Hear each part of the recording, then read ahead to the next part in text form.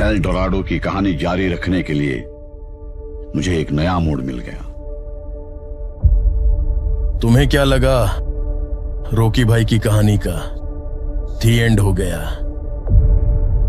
कहानी का दी एंड नहीं, अभी तो कहानी शुरू ही हुई है, क्योंकि मैं अभी जिंदा हूं।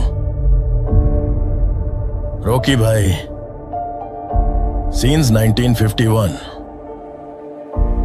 मैं रमिका सेन अपने प्राइम मिनिस्टर के पद से इस्तीफा देती हूँ। जानता हूं दिन खराब रहा, अब मुझे फिर से शुरू करना होगा। मुझे पता है कि तुम अभी जिंदा हो। कहाँ हो तुम? अमेरिका। मेरा सारा गोल्ड अमेरिका लेके आ गया हूं, और अब यहीं से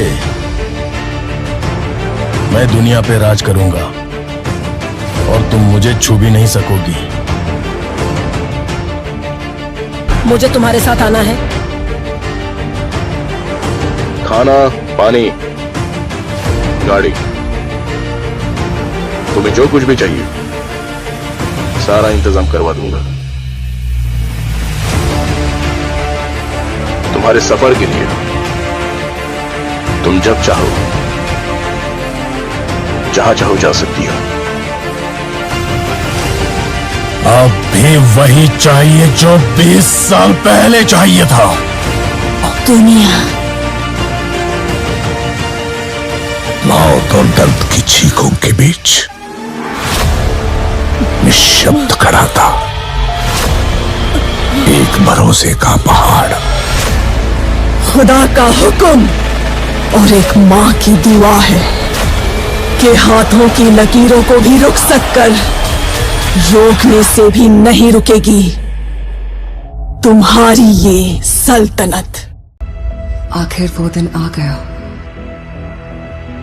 राजा लौट आया। राजा के आगमन में उनकी प्रजा इंतजार कर रही थी। उनके लोगों को मार के खाने वाले राक्षस से सिर्फ उनका राजा ही बचा सकता है, इसका भरोसा था। एक प्रजातांत्रिक देश में मैंने सर्विस ज्वाइन करने के बाद उसे ढूंढने की बहुत कोशिश की, फिर मैंने ढूंढना छोड़ दिया। 70 करोड़ लोगों के बीच इतना बड़ा साम्राज्य, इतनी बड़ी व्यवस्था, कैसे? इस बात की परवाह भी है वहां कौन जीता, इसकी दिलचस्पी भी। कमिश्नर बदल कर आ रहा है, ये कोई खबर है? सर, खबर पोस्ट देखकर नहीं बनती, उस पोस्ट पर जो पर्सन आ रहा है उसे देखकर बनती है। एक माफिया साम्राज्य का राजा हो गया। उसकी अमानवीयता को नियंत्रित करने के लिए कोई अंकुश नहीं था। ये सरकार को अच्छे से पता था। अंत को इतिहास में मिलाने के लिए केंद्र सरकार ने एक कठोर निर्णय ले लिया था। क्या है उसका status? Notorious assassin, now retired. Retired? वो क्या है? उस बारे में तो कुछ लिखा नहीं। अब क्या करें सर? उससे तो मैं निशाने पे रख के मारूंगा। तेरा काम खलास। जिन लोगों ने उसका हाथ पकड़ा, उसने आखिर तक उनका हाथ नहीं छोड़ा। उसके वजूद को वो लोग आखिरी सांस तक नहीं छोड़ेंगे। वो एक वीर योद्धा की तरह आगे से वार करता है, कायरों की तरह छुपकर पीछे से नहीं। एक सड़े कुत्ते को मारने के लिए इतने सारे राक्षसों का क्या जरूरत है मेरे भाई? वो कुत्ता नहीं, शेर है। तो फिर उस शेर को हम कुत्ते की मौत मारेंगे। आप सिर्फ एक इशारा कर दो। हर एक जंग की वजह स्वार्थ होता है और उसका अंत इतिहास।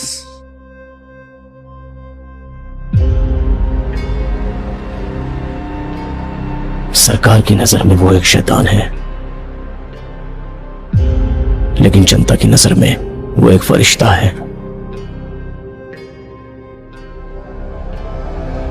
वह जिंदा है, रॉकी भाई जिंदा है। वो सारा सोना लेके अमेरिका निकल गए। उनकी बैठने की कुर्सी से लेकर सोने का पलंग तक सब कुछ गोल्ड है। जब तक बुलेट है तब तक ही गन की वैल्यू है, और हिम्मत वाले जिगर की सांस रहने तक वैल्यू है। हर हाथ की एक औकात होती है। गलत मत समझिए, ऐसा नहीं है कि खून की प्यास कम हो गई है मुझ में। अपन से बहुत बड़ी भूल हो गई है। बिना किसी स्वार्थ के दूसरों की फिक्र करने वाले बहुत कम लोग हैं इस दुनिया में। जिसे पूरी फोर्स नहीं पकड़ पाई उसे एक आम आदमी ने पकड़ लिया। नामो निशान मिटा दो। ओके मैडम, वो हमें कुचलने के लिए पूरी फौज लेकर आ रहे हैं, और वो हम सबको मिटाकर ही दम लेंगे। इस कैमरे को भी अपने हथियारों में शामिल कर लो। की रखवाली के लिए अरब से एक ताकतवर सेना तैनात करता है, मगर असली युद्ध यहाँ से शुरू हुआ। इस साले शेर को कभी तुमने देखा है क्या? तेरे सामने जो खड़ा है वो शेर ही है। वहां पर हुई एक घटना एक साम्राज्य के निर्माण की शुरुआत और एक साम्राज्य के पतन का कारण हो गई। तेरी कहानी की शुरुआत अच्छी है, खत्म वो करेंगे। रहने दीजिए, एंडिंग में कुछ एक्शन हो तो अच्छा ही है। उसे छोड़ना मत, उसका क्रोध तू नहीं जानता। अब हमें अगर कोई इंसाफ दिला सकता है तो वो आप हैं।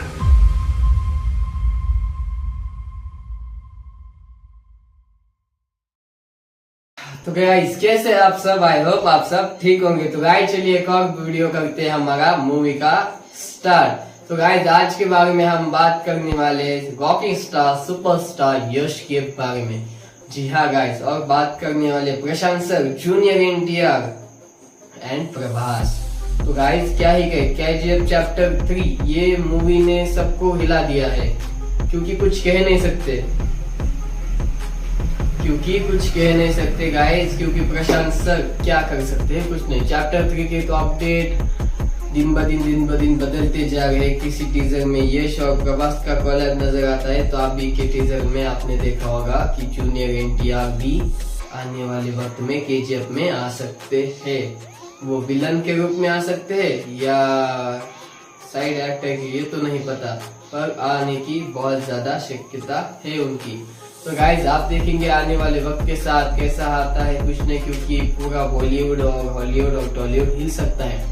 मास्टर मूवी बनने वाली है केजीएफ चैप्टर 3, जिसकी हाइप उसके बारे में क्या ही कहने, क्योंकि केजीएफ एक ऐसा टॉपिक है जिसने यश का करियर यहाँ से यहाँ तक उठा दिया। तो उसके बारे में क्या ही कहने।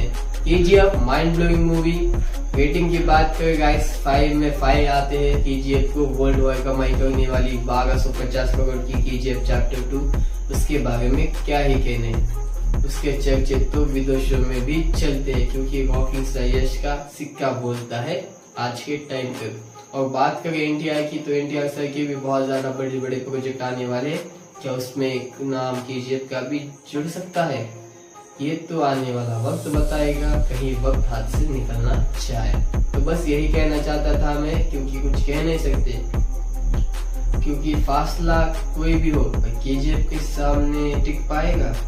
क्योंकि देख लो, कंपटीशन चाहे कोई भी हो, रॉकिंग स्टार यश की मूवी मैं आपको इतना भी दावा कर देता हूँ, अगर पैन इंडिया भी 2 बड़ी फिल्में लॉन्च होती है एक दिन, तो लोगों का अंधा विश्वास है केजीएफ के ऊपर, अंधा प्यार रॉकिंग स्टार यश के ऊपर और प्रशांत सर की डायरेक्शन के ऊपर, क्योंकि इतना ज्यादा हाइप बन चुकी है मूवी की कि उसके बारे में क्या ही कहने। आप तो देख ही सकते हैं, आज भी केजीएफ का नाम लेते हैं तब पूरा इंडस्ट्री हिल जाती है, क्योंकि एक बंदा था जिसने लोगों को जीना सिखाया, जिसने खून खराबा क्या होता है, एक्शन क्या होता है वो बताया।